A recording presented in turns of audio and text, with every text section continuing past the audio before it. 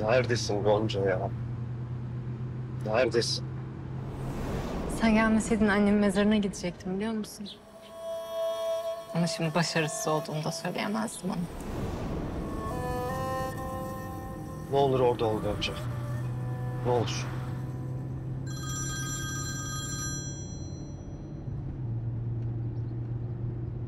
Efendim anneciğim. Toprak. Oğlum neredesin sen? Bak biliyorsun akşama davet var. Misafirleri ailecek karşılamamız lazım. Geç kalmayacaksın değil mi oğlum? Bizi burada bugün yalnız bırakmayacaksın. Geleceğim anneciğim, geleceğim. Sizi orada yalnız bırakır mıyım? Ufak bir işim var. Sonra geleceğim. Tamam oğlum. Bekliyoruz biz seni.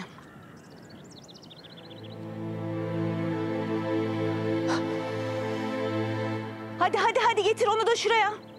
Sana neler yaptıklarını şimdi daha iyi anlıyorum anne. Ne kadar zor olduğunu şimdi daha iyi biliyorum. Seni elinden aldıklarını hepsini sana geri vereceğim. Korkmuyorum. Merak etme, korkmuyorum. Korkmuyorum. Bundan sonra hiç kimse senin hakkında tek bir laf dahi edemeyecek.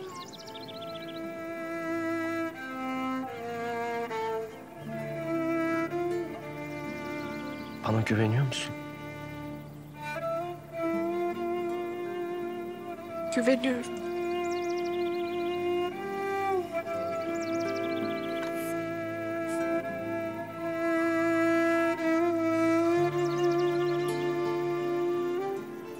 Hadi. Gidelim.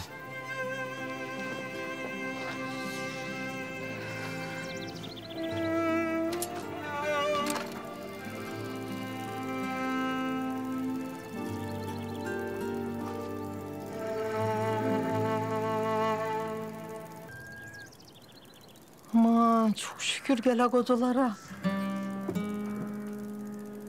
Kızım.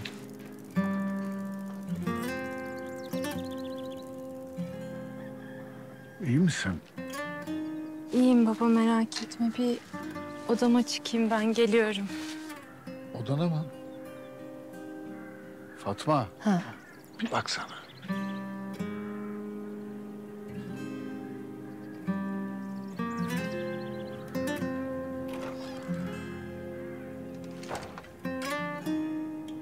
Ailemin yaptıkları için çok özür dilerim.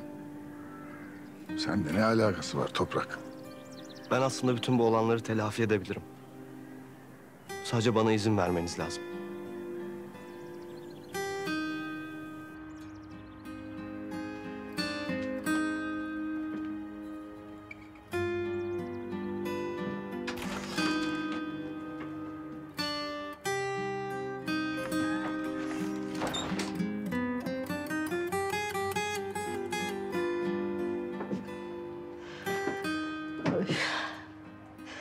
Gülümserin elbisesi. Nasıl yakışır sana?